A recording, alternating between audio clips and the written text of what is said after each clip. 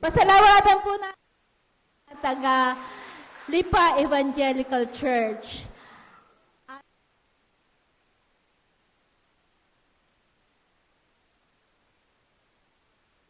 Kasama po ang pamunuan ng ating KTKK CWA. Bumabati po sa inyo ng napakaligayang Pasko at napakasaganang bagong taon at maramdaman ho natin ang presensya ng ating Panginoong Hesukristo sa ating buhay. Muli po, magandang umaga po at pagpalain po tayo ng ating Panginoon. Malugod din pong tinatawagan sa unahan ang CYF President po ng KTKK, ang kinikilala po na lahat bilang si Kuya Tano.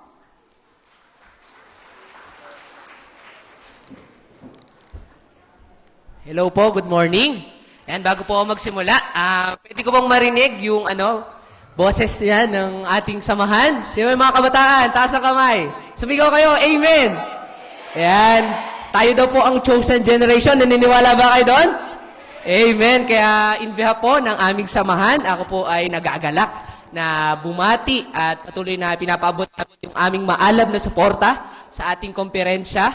At patuloy nga po na kami ay nakikibahagi. Kaya po, ako po ay sobrang proud po ako sa bawat isa, lalo po sa ating mga kabataan na patuloy na nagbibigay ng importansya ng panahon para sa pakitong mga gawain. Tunay nga na pagbati po ng kapayapaan at patuloy na ang pagpapala ng Diyos po ang patuloy na sumama sa atin, manatili at patuloy nga po na tayo ay magkaisa. Yun po ang panawagan sa atin para sa pagtalos at pagiging pagkalakad na ating tema ng ating konferensya. Yun lang po at maraming salamat po.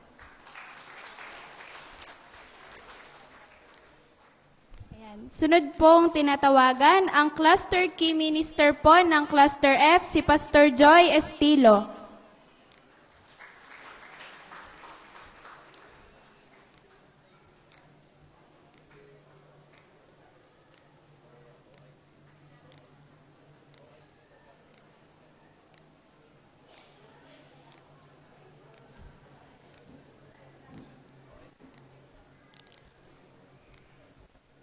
Sa pangalan ho ng aming cluster minister, nasa kasalukuyan ay nagbibiyahe mula sa San Juan. Aywan ko kung makakarating pa. Ako ho ay bumabati sa inyo ng isang maligayang Pasko at ang pagpapala ng Panginoon ang sumainyong lahat. Palakpakan pa natin ang ating Panginoon. Ang Christmas Festival na ito ay isang pagpapatunay na tayo bilang UCCP ay kumikilala sa biyaya ng Diyos. Nagpapasalamat po ako sa pamunuan ng Lipa Evangelical Church sapagkat bagamat hindi originally ay dito naka-schedule ay bigla nilang tinanggap at yun po ay isang malaking pagpapala sa mga kapatiran ng Lipa Evangelical Church. Sa katunayan ay kitang-kita ninyo ang pumumula ng aking mga kasamahan at mga kaibigan sapagkat nagnanais na silang kumanta. Pulang-pula ang kanilang mga suot, pati ang kanilang mga ngiti. Muli, ako ay bumabati sa inyo ng isang maligayang Pasko at pagpalain tayo ng buong may kapal.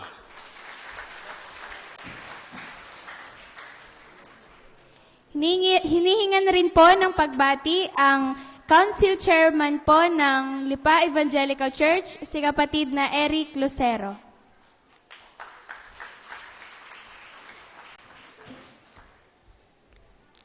Good morning.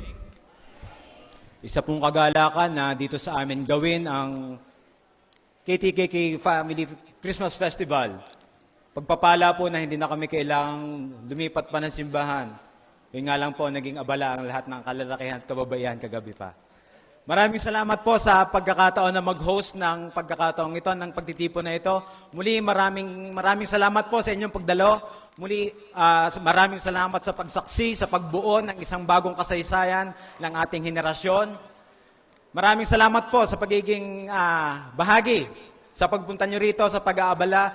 Pagpalain po tayo, damhin po natin ang pagpapala mula sa ating Panginoon. Muli, magandang umaga po sa inyong lahat.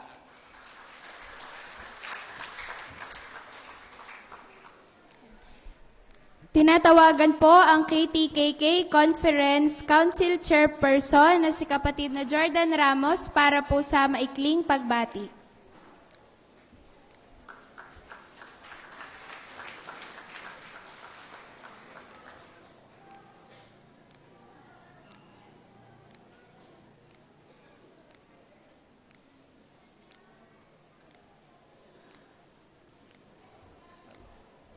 Magandang umaga po sa ating lahat. Sana po ay nadama natin ang init at pagmamahal ng ating Panginoon, hindi lang ngayong umaga, kundi sa araw-araw. Sa pangalan po ng ating konsilyo po ng KTKK, amin pong ipinaabot ang aming pakikiisa at ang ating Panginoon nawa ang siyang patuloy na mag-guide sa atin. Madama natin ang kanyang presensya, ang kanyang pagmamahal, lalo-lalo na sa pag-celebrate natin ng Kapaskuhan. Magandang umaga po sa ating lahat.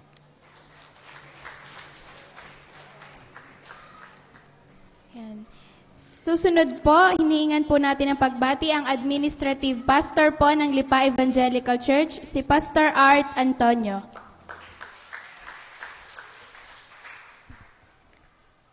Personally po, napakalaki po ng aking pagpapasalamat sa Diyos dahil dito ginanap ang ating KTKK Christmas Festival. Alam niyo kung bakit? Kasi hindi na ho ako maghahanda sa birthday ng dalawa kong anak. Pinapunta ko na sila dito, kako doon na kayo makikain, anak. Birthday po kahapon ng aking pangatlong anak at birthday po ngayon ng aking panganay na anak. Napakapalad niyo mga anak. Buong konferensya ang inimbitahan. Talaga? Anyway, hindi ho yun ang ibig ko sabihin. Ang ibig ko sabihin, sa pangalan po ng Lipa Evangelical Church, itinuturing po namin itong pagpapala sa amin na kayo ay maging bahagi namin ngayong umaga sa pagdiriwang na ito. At ang Lipa Evangelical Church ay makaambag sa ating inang konferensya para maging makahulugan ang pagdiriwang na ito.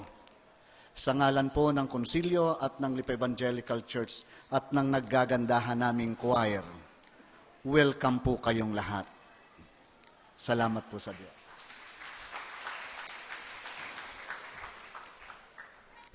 Ayan, para po sa huling pagbati, bigyan po natin ng palakpak ang atin pong conference minister, si CM Noni Aviso.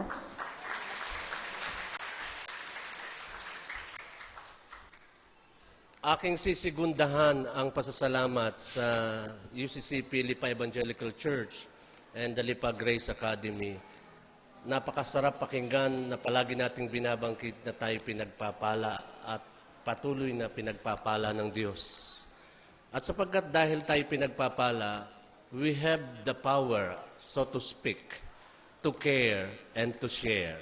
Yun daw ang mga talagang pinagpala eh. Nagsishare at nagkikare. Tayo po ba ay pinagpala? So you have the power and all the opportunity to care and to share. Mga kapatid, I'm sorry hindi ito maikling pagbati. Medyo kasama na ang ilang mga concerns ng ating conference. Okay, magalala, sandali lang. In about 5 minutes, matatapos ko siguro, At sapagkat mamaya-maya po ang after lunch ay pagpaumanin ninyo at kami tatakas. Sapagkat meron po kaming ikakasal ni Pastor Eric mamayang hapon, alas 4. So, kailangan namin pumunta roon sa venue.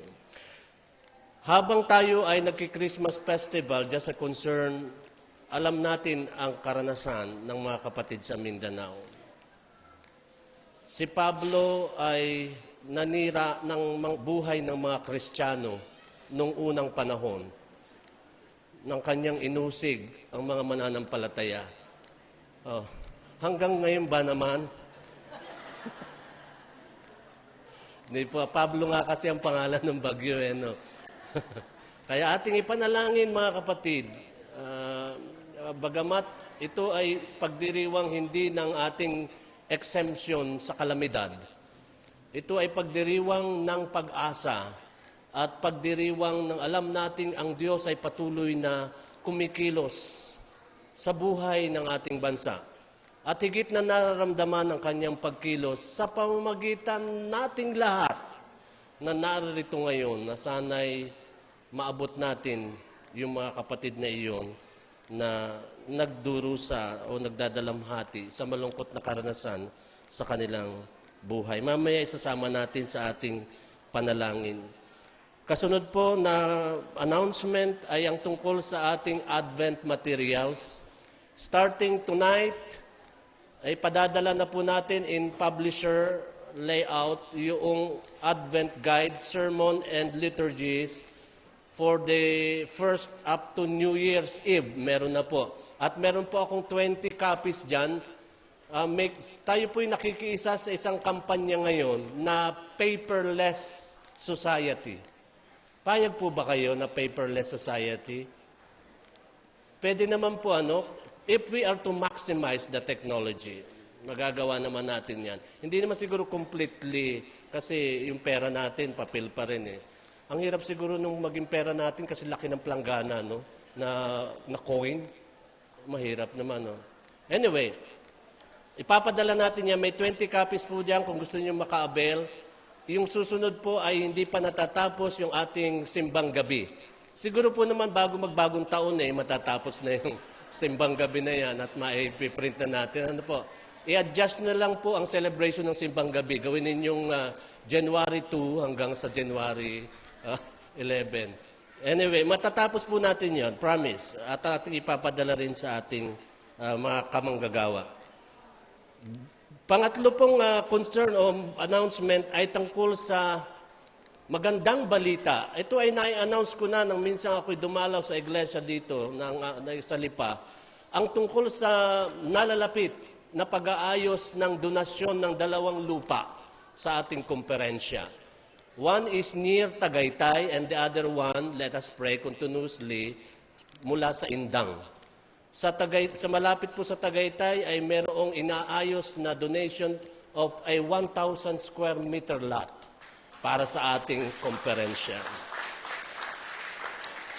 Salamat sa Diyos sa blessing na ito. And so with these blessings, yung ating patuloy na kakayahan na mag-share ay tinatawagan. So we are still we are still campaigning the koinonia. Alam niyo na yung koinonia, mga kapatid, it's a 1,000 peso share contribution, love gift, pwede natin tawagin, for the conference and sa ating plano na magkaroon tayo ng ating talagang opisina at bahay sanayan. Imagine a 1,000 square meter. Panalangin din po natin sana'y tuparin ang verbal pa na pagsasabi ng isang partner na you find a lot and I will build the building. I will construct the building. Panalangin natin yan, mga kapatid. Matutupad po yan, alam natin, sapagkat tayong lahat ay pinagpala nga Diga? Okay. Settlement Committee concern, Pastor Sid, are you here? Can you please paki-announce na po? Meron po tayong isang concern sa mga settlement. Magkakaroon po ng malawakang palitan ng mga manggagawa. Payag kayo? Pagkatapos po ng 2 years yan. Hindi pa naman ngayon. Pero may concern po ang ating settlement. At gayon din si Pastor Noel Baybay na may ibabalita sa atin.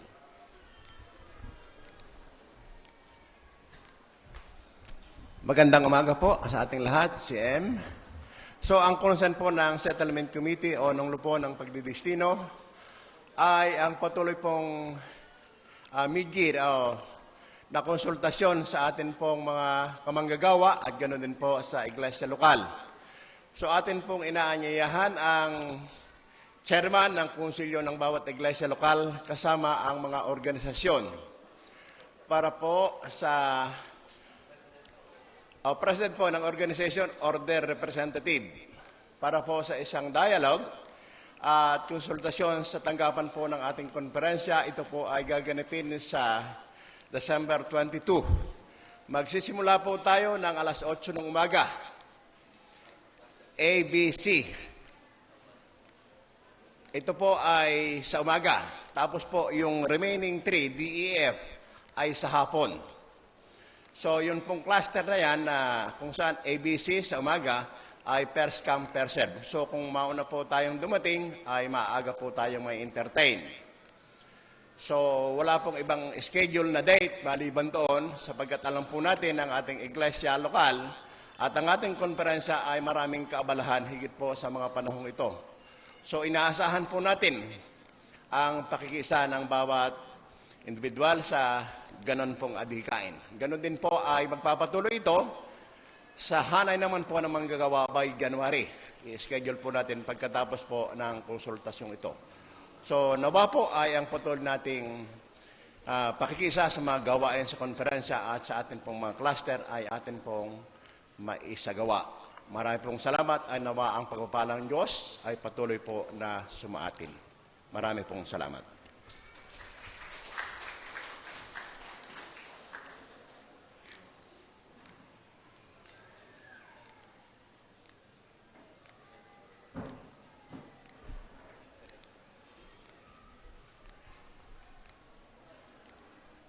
Mga kapatid, sino po ang naroroon sa annual session natin sa Mabakaw?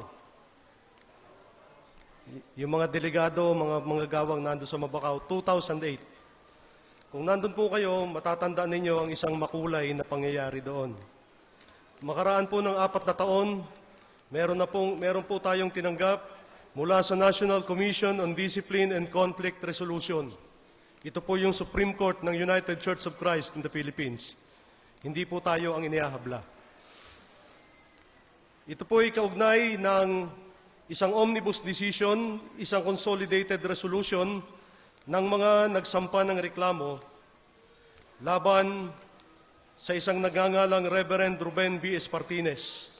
At ang mga petitioners po, ang UCCP Cubao, ang Komperensya ng Timog Kanlurang Katagalugan, at ang inyong pong lingkod sapagkat may bukod na pangyayari doon sa tanggapan, sa pambansang tanggapan noong mga panahong 2009. Ang lahat po ng kasong ito ay i-file sa Commission for Conduct and Becoming of a Minister. Ang mga panggugulo, pambubulabog sa mga pagtitipon, ang mga pamamasok ng opisina, pamumudmod ng kung ano-anong mga sulatin, at mga akusasyon na nagbibigay o naglalagay po sa panganib hindi lamang sa mga manggagawa kundi maging sa kabuuan ng ating mga laiko. Babasahin ko na lamang po ang tinatawag na dispositive portion sapagkat ito po ay 5 pahina.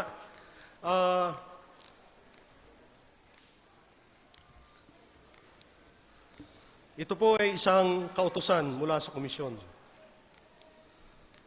Bukod po sa mga reklamong yon, ang inihabla ay nagpakita po ng hindi pagsunod sa iba pang mga kautusan ng komisyong ito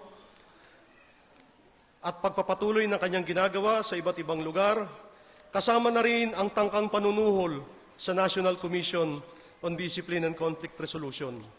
Kaya sa dispositive portion po, ang akin pong babasahin na ito. The UCCP has a constitution and bylaws and the system of conflict resolution as set out. His complaints and charges against the actuations of church leaders and officials can be addressed by availing of this conflict resolution process. Membership in the church entails not only the enjoyment of rights but also adherence to its purposes and compliance with its obligations. Before the Commission are sufficient evidence that respondent has failed to comply with his responsibilities as member, as UCCP pastor. His defiance with the orders of this Commission, his failure to avail of the processes of conflict resolution, and his attempt to suborn the Commissioners constitute contumacious acts resulting to misunderstanding and division in the Church. Indubitably, respondent violated provisions of the bylaws, Section 5, Article 3, warranting imposition of stiff disciplinary measures, such as direct misbehavior, obstruction and interruption of religious worship, official proceedings, meetings or sessions of the church, flagrant disrespect towards the church, its officers and members in the course of said proceedings. Also, respondent is found guilty of violation of the Magna Carta for Church Workers of the UCCP under Section 5, Article 5, warranting his expulsion from the ministry as follows. A church worker shall be expelled from the church worker's role on any of the following grounds. 1, having actively worked against the interest, unity, and integrity of the church.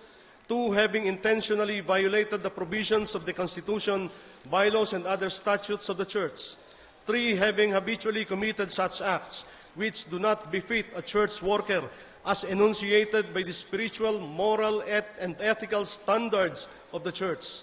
In view of all the foregoing, this commission finds respondent guilty of the charges leveled against him and imposes the penalty of his expulsion from the ministry.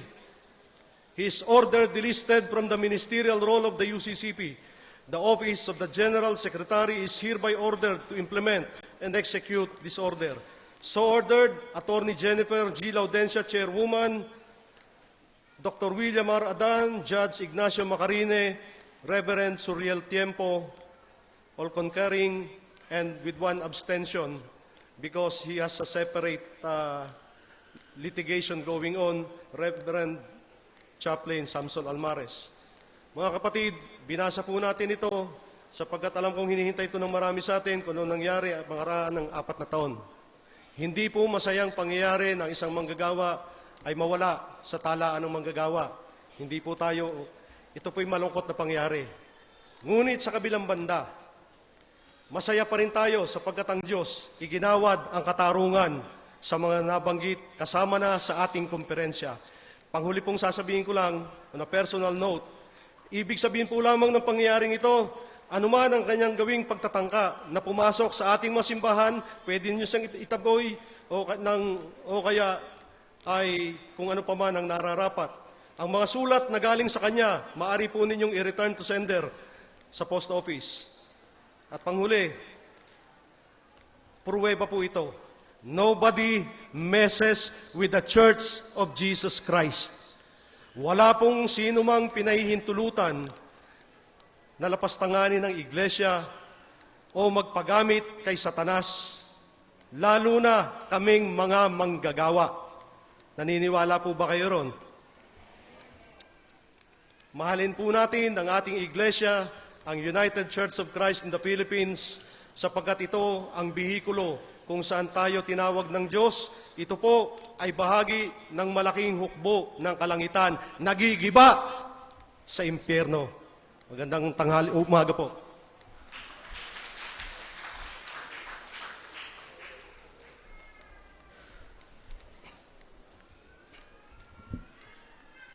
Tayo po ay manalangin, dalhin po natin lahat ng ating malasakit sa ating Panginoon. Diyos ng buhay at kasaysayan, salamat, Ikaw ang nag-iisang Diyos. Ikaw lamang ang aming Diyos. Ikaw lamang ang tumawag sa amin. Ikaw lamang ang aming paglilingkuran at ang iyong kalooban lamang ang aming susundin. Wala ng iba. Nabagamat sa maraming pagkakataon, nahaharap kami maging sa mga tukso, sa mga balakid na maaring pumigil o makasagabal